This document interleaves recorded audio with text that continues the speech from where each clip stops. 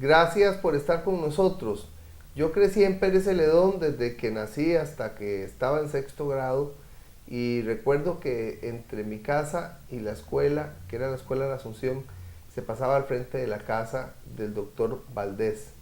Hoy la vida me da la oportunidad de entrevistarlo, una persona que yo recuerdo de niño, el doctor Antonio Valdés Pérez, el primer pediatra que tuvo el hospital de Guapiles y el primer pediatra que tuvo el hospital nuevo de Pérez Celedón. Gracias por recibirnos. Muchas gracias a usted, Camilo. En realidad, en el hospital de Pérez Celedón ya había dos pediatras antes Sí, que yo pero, acá. pero no estaba el nuevo. No estaba en el hospital nuevo. Sí. Ya en el hospital nuevo llegamos los tres pediatras, los Sí. dos del hospital viejo y yo que venía a reforzarlos a ellos también. Usted es nacido en El Salvador. Yo nací ¿Cuándo en nació usted en El Salvador y dónde? El 8 de febrero de 1941. ¿En San Salvador o en...? Ahí en la periferia, digamos, un lugar periférico que ahora, por supuesto, está absorbido ya por la capital, igual que Guadalupe, Desamparado, digamos algo parecido. Se llama la ciudad Mexicanos, es una ciudad, se llama Mexicanos. ¿Por qué? Porque después de la independencia, cuando Iturbide quiso anexar Centroamérica, mandó el ejército a anexar y ahí llegaron hasta ese lugar. Los mexicanos de ahí se tuvieron que devolver, pero muchos se quedaron viviendo ahí. Entonces la gente decía, donde los mexicanos, vamos donde los mexicanos, y por eso es el nombre de Se quedó Mexicanos. ¿Qué hacían sus papás y cómo fue su niñez? Bueno, mi mamá, una ama de casa típica del siglo pasado, ¿verdad? Que prácticamente no salía de la casa. Mi papá sí era músico, mi papá era músico y eso fue, ¿verdad? Lo primero que me inculcó a mí. Yo estuve 8 años en el Conservatorio Nacional de Música en El Salvador, 5 años con violín, ¿verdad? Pero mi papá me dio un consejo que nunca se me olvidó y que lo tomé para mi vida posterior, que me dijo, hijo, quiero que aprendas música, pero no para vivir de ella, ¿ves? Porque él era músico y sabía, ¿verdad?, que vos sabés la mayoría de los músicos cómo les ven la vida. Yo siempre me acordé de eso y apenas pude, ¿verdad?, ya, y por dicha lo pude hacer. Me dediqué a la medicina y lógico que en esa época medicina era tiempo completo ya, ¿verdad? ¿Dónde hizo la escuela y el colegio usted? La escuela la hice ahí en Mexicano, cuando las hembras y los varones, ¿verdad?, estaban totalmente diferentes, ¿verdad? Yo la hice la primaria que se llamaba así, la Escuela de Varones Antonio Najarro. Y la de la escuela de señoritas era por otro lado, ¿verdad? Eso fue en la primaria, pero el colegio sí tuve la suerte de poder pasar el examen para ingresar al mejor colegio público que había en El Salvador en esa época, que era el Instituto Nacional Francisco Menéndez. ¿Ves? Es que yo lo comparo con el Liceo Costa Rica acá, en la calidad y en lo demás, ¿verdad? Entonces tuve esa suerte y por eso tuve la preparación necesaria para poder, entre 500 aspirantes a entrar a la Facultad de Medicina, yo entré en el primer lugar, ¿verdad?, en esa época. Cuando usted ingresa a estudiar medicina en El Salvador, ni siquiera hay escuela de medicina en Costa Rica. No de hecho, había medicina. gente que iba a estudiar allá. Entonces, de Centroamérica iban muchos a hacer el examen de admisión allá a la Facultad de El Salvador. Incluso de los costarricenses que llegaron, quedaron 2, ¿verdad? De 40 que se aceptaban, hicimos el examen 500, entrábamos 40. Y de esos 40 entraron 2 costarricenses, el doctor Hernando Valverde Coronado, ¿verdad?, que como te decía, falleció, por cierto, en un asalto en su consultorio en Alajuela hace unos años. Asaltaron y él era de carácter muy fuerte, se enfrentó al asaltante y le pegó un balazo en el hígado, de eso murió. Y el otro es el doctor Juan José Segura Fonseca, patólogo del San Juan de Dios durante toda la vida, que falleció el año pasado. Hace muy poco, sí. Bueno, ¿cuántos años estuvo en la formación como médico en El Salvador y por qué de ahí se vino para acá? Bueno, en El Salvador en esa época eran 7 años, ¿verdad? 7 años incluyendo el servicio social. Pero uno no le decían doctor hasta que no tenía realmente el título después de hacer la tesis, ¿verdad? Que hacer una tesis en aquella época era tan difícil, ¿verdad? Porque, bueno, por la tecnología, ¿verdad? No como ahora. Entonces uno llevaba sus años para hacer la tesis. Del 65 que salí a hacer servicio social, la tesis me la aceptaron hasta el año 69. Pero entonces de ahí ya una vez con mi título de médico general, en esa época el Hospital de Niños estaba recién inaugurado. El Hospital Nacional de Niños Nacional aquí. de Niños aquí en Costa Rica, estaba recién inaugurado y ya la especialidad de pediatría estaba bien bien estructurada a través de la Universidad de Costa Rica.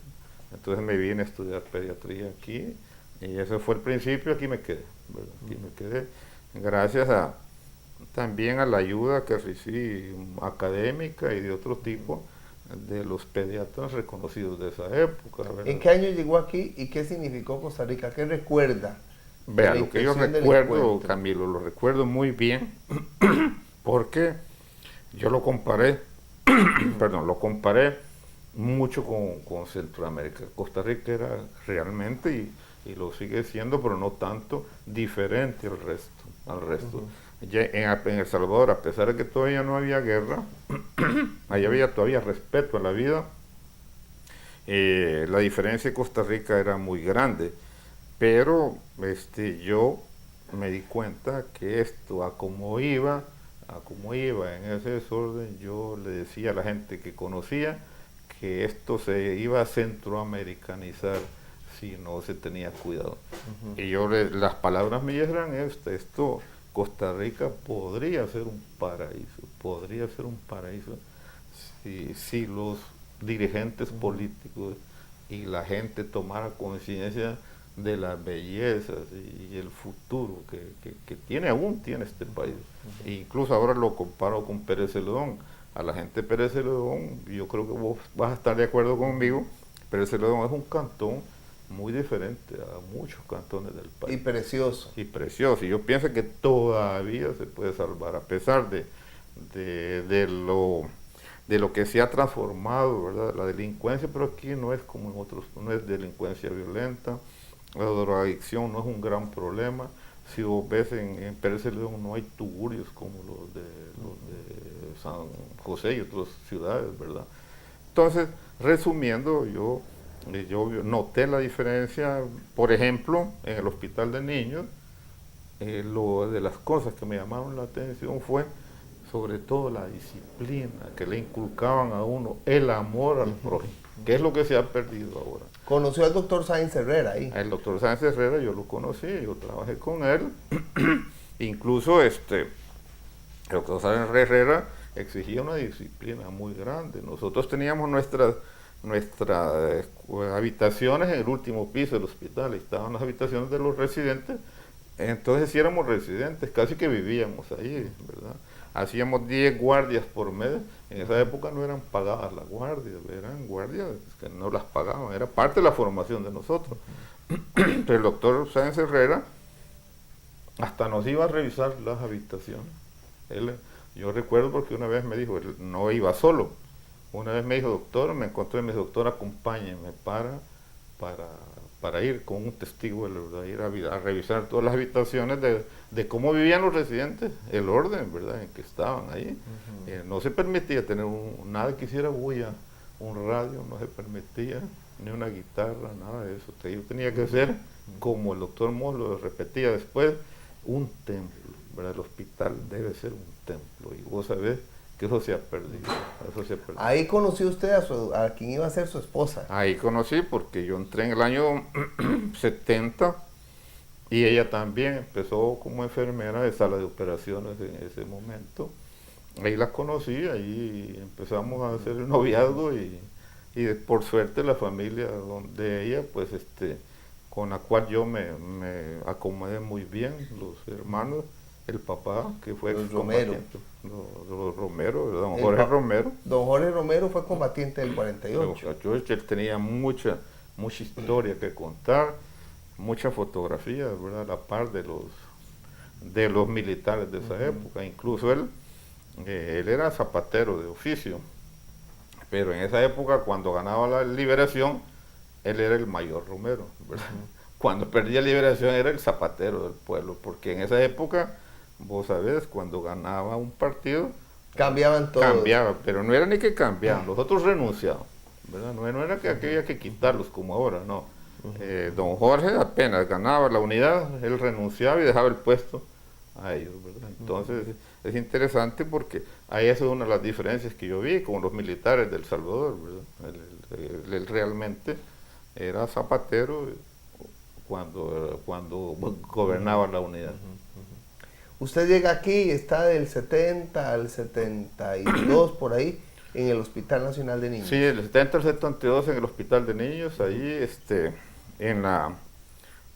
estudiando, ¿verdad? Y trabajando, porque el trabajo, una de las cosas que yo le digo a la gente actual todavía es que cuando yo hace como 50 años conseguí trabajo en un hospital, llegué todo contento donde mi mamá. Y le digo, mamá, ya conseguí trabajo en un hospital. Y mi mamá me dijo estas palabras: hijo, qué dicha, ¿por qué los hospitales siempre sobra el trabajo? Ya a esta época, va a andar al hospital y verás cómo sobra trabajo ahí, ¿entendés? Entonces, ya cuando yo en el hospital de niños, pues yo me acuerdo el primer día que llegué, sin nadie me explicaba nada, me dijeron, usted va al consultorio número 2. Llego yo al consultorio número 2 y era un filón de niños que había empezar a verlo, ¿verdad? Y ya, y eso es, así sigue y así seguirá, ¿verdad? Mientras tanto, la vida. ¿Por qué se fue para Guapiles? ¿Cuál fue la circunstancia para que usted fuera bueno, lo primero el fue que pediatra de Guapiles? Coincidió que el hospital de Guapiles se inauguró en la época en que yo estaba terminando la especialidad. El doctor Mod, ¿verdad? Al cual yo admiro mucho, ¿verdad? Lo admiro mucho. Él me ofreció que yo me quedara, que siguiera trabajando en el hospital de niños, pero también fui a buscar otras opciones y me gustó la opción de trabajar como primer pediatra en el hospital de Guapiles. Incluso los encargados de abrir el hospital de Guapiles me llevaron a un tour, ¿verdad? Me llevaron primero en una avioneta a que conociera Guapiles, conociera el hospital, a ver si me gustaba. Y viera vos que los 4 que estuvimos ahí, los 4 especialistas primerizos, tuvimos una experiencia muy ¿Quiénes bonita. eran los otros 3?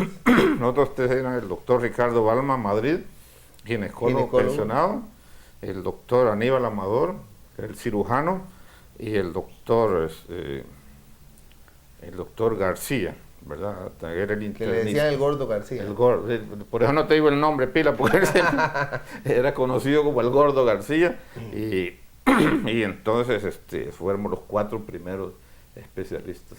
¿Qué recuerda de Guapiles, de aquella época? Bueno, mira, hay tantas cosas, ¿verdad? Tantas anécdotas con Guapiles. Lo primero que recuerdo es que a las 6 de la tarde no había electricidad, ¿verdad? No había luz eléctrica, no había teléfono, por supuesto, y uno salía de su trabajo a las 4, tampoco había posibilidad de una consulta privada, no había, ¿verdad? Era un pueblo muy pobre.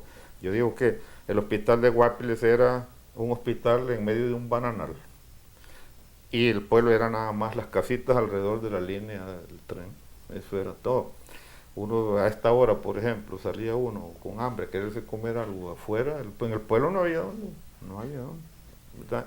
Y la primera vez que pusieron teléfono público, y me acuerdo, había que hacer una fila como de 40 personas para usar el teléfono, y había que apurar el que iba adelante para poder usarlo. Eso es del principio, pero después eso se fue modificando, se fue agrandando hasta que ya cuando yo me vine en el 77 todavía no había carretera, era el proyecto, incluso se tardó como 10 años. ¿Entraban y salían en avioneta? Había 2 formas, o el tren, que duraba como 8 horas, o la avioneta, que duraba 15 minutos.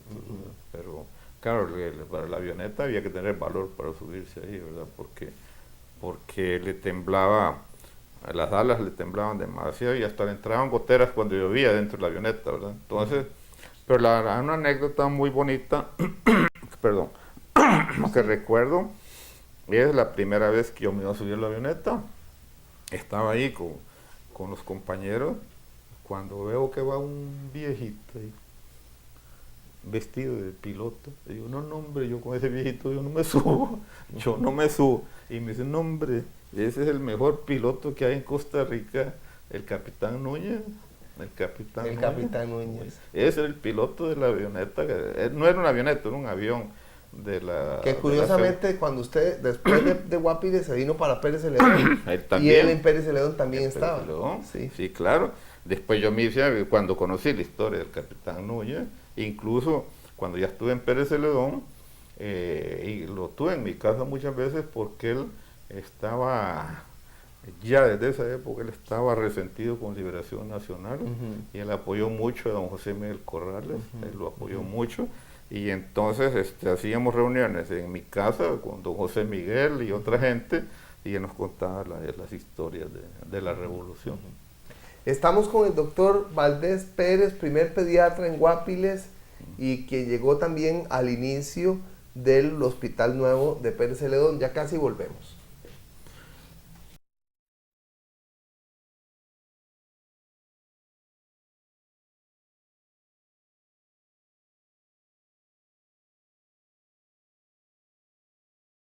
Tienda del médico. Pantallas, refrigeradoras, lavadoras y cocinas, joyería, equipo para hacer ejercicio, teléfonos celulares, computadoras, equipo médico en general, libros de medicina. Vendemos las marcas más reconocidas del mercado. Una tienda solo para médicos afiliados a la Unión Médica Nacional y estudiantes con carnet al día. Horario: de lunes a viernes de 9 de la mañana a 5 de la tarde y sábados de 9 de la mañana a 3 de la tarde. Teléfono 2290-5491. Correo tiendadelmedico@unionmedica.com. Crédito a 3, 6, 9 y 12 meses para médicos afiliados.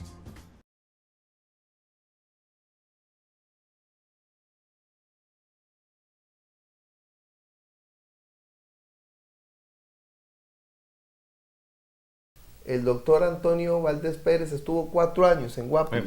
¿Qué significaron esos 4 años y qué hizo después? Verá, desde el punto de vista, te explico, puramente humano, social, para mí significó mucho, ¿verdad? Porque cuando yo estudié medicina, uno estudiaba medicina porque quería ser médico, nada más, ¿verdad? Y yo recuerdo que uno no pensaba en que voy a ser médico para hacer plata, ni para casarme con una mujer bonita, ni tener casa con piscina, eso no pensaba uno. Esa era en la época que yo estudié medicina. Y me acuerdo que mis compañeros, cuando entramos a la facultad, unos decían, yo voy a encontrar la curación del cáncer, otros, yo voy a la diabetes. Eso era lo que pensábamos, ¿entiendes? Esa era la idea de uno, ser médico. Y 50 años después, te lo digo, con toda sinceridad, yo soy feliz de sentirme que todavía soy médico y me voy a morir siendo médico.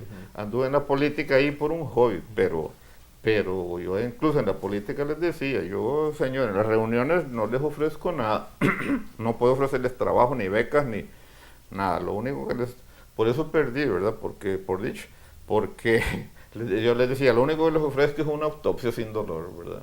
Pero, ¿entendés? Nosotros... Entonces, como te digo, volviendo al tema, para nosotros los primeros 4 pioneros de Guapiles significó, desde el punto de vista humano, sentirse realmente médico. La primera impresión que yo tuve cuando fui a dar consulta al consultorio de Guapiles fue terrible, porque estoy yo adentro, como acá, con un niño, y afuera habían como 20 esperando, niños esperando, no me dejaban dar la consulta a los de afuera. ¿Por qué? Porque todos tenían toferina, y era una tos, todos tosían, y entonces ahí fue que se me ocurrió a mí también hacer algo, por lo cual yo conocí muy bien toda la zona de Guapiles en esa época, porque se me ocurrió salir yo a las comunidades ahí a vacunar a los niños contra la toferina. Como no había otra cosa que hacer cuando uno salía del hospital, entonces yo le pedí al director que me prestara una ambulancia, unas enfermeras voluntarias y las vacunas para ir a vacunar a todos esos lugares. Entonces ahí yo conocí Ticabán, que por ejemplo ahora hay carretera, había que ir en otra avioneta. En Villafranca había que entrar en burrocarril, ¿verdad? Yo anduve en burrocarril allí para ir a Villafranca. y Guásimo, todos esos lugares, pues era, incluso Cariari, ¿verdad? No era tan fácil entrar. Pero ahí conocí yo poniendo las vacunas de la toferina. Entonces, ¿Y qué pasó después de esos 4 años? bueno, esos 4 años, cuando llegaban médicos nuevos y yo veía ya entonces que nadie me llevaba la contraria, ¿verdad? Cuando uno ya nadie le lleva la contraria es que uno, no es porque sepa mucho, sino porque es único, ¿verdad? Es el único pediatra. Y yo sentía que me estaba derrumbrando, yo siempre he sido un tipo muy estudioso. Si vos lo ves aquí, yo hasta la fecha sigo estudiando medicina. Lo que pasa es que un poquito más ya orientada hacia lo que a mí me gusta ahora, lo que hago ahora, que es pediatría ambulatoria. Pero yo sentía que estaba derrumbrado, no había posibilidad de ir a congresos por la distancia y por lo difícil que era salir de Guaple. Y uno se iba 3 días y a quien dejaba el pediatra no había quien, ¿verdad? De tal manera que entonces yo quise salir y a un lugar donde hubieran más pediatras y que fuera más grande el hospital, más posibilidades académicas, y entonces fui donde el doctor Guido Miranda, que en esa época era el que decidía todo, ¿verdad? No había que hacer exámenes ni nada de eso. Él decidía quién se hacía pediatra, quién no. Recuerdo que venía con un muchacho joven que quería ser pediatra también porque me ayudó mucho en el hospital de Guapiles y él quería ser pediatra como yo. Nos venimos juntos. Él entró primero, el doctor Miranda lo recibió y le preguntó, a ver, ¿qué es lo que crees vos? Que yo quiero ser pediatra. No, vos vas a ser anestesista. Así, no eran anestesiólogos como ahora. No, vos vas a ser anestesista, lo que ocupo son anestesistas. Te vas para el México, te vas para el México. No hay pediatra, ¿entendés? Así era. Había otro que vino conmigo y le dice, otro ya de la unidad sanitaria de Guaple, y le dice, doctor, yo quiero ser ortopedista. ¿Cuántos años tenés? 40. No, ya vos estás muy viejo para eso. Y así. Entonces, ya yo entré con él, le digo, porque yo quería salir de Guapiles y él se portó muy bien, me dijo que ya yo en realidad había aportado mucho al hospital y me mandó con el doctor Fallas, que era el gerente médico. El gerente médico, y que escogiera yo un hospital donde hubiera plazas disponibles. Ahí el doctor Fallas me contó que estaban por abrir el hospital de Pérez Celedón y al mismo tiempo a mi esposa que le ofrecieron venir a organizar las salas de operaciones del hospital nuevo. Y entonces por eso nos venimos para acá y no nos arrepentimos, ¿verdad? Aquí nació. Eso fue en el 77. 77. El hospital de Pérez Celedón se abrió en agosto del 77, pero nosotros nos venimos el 1, ¿verdad? O 2 de enero, por ahí del año. Entonces nosotros conocimos el Hospital Viejo. Trabajé unos meses en el Hospital Viejo hasta que inauguramos el hospital. Sí. Estando aquí es que usted decide hacer la especialidad de neonatología. Ya, eso fue en el 77. En esa época no se podían hacer especialidades en Costa Rica. La primera subespecialidad, digamos, la subespecialidad que se abrió en Costa Rica fue neonatología. Y si hubieran abierto otra, esa otra hubiera hecho probablemente. Pero de por sí en neonatología siempre me llamó la atención, siempre me gustó por un detalle muy importante. En El Salvador yo hice un poco de medicina interna de adultos. Entonces cuando llegué al hospital de niños, al novato lo ponen con los niños más grandes porque es más fácil, ¿verdad? De tratar. Me pusieron con los en medicina, con los escolares. Pero cuando en una guardia me llamaban de recién nacidos del hospital de niños, yo iba en un temblor porque de eso no sabía nada. Entonces, es que yo en vez de decir no me gusta, porque no sé, yo quiero saber de eso, para ser un pediatra completo.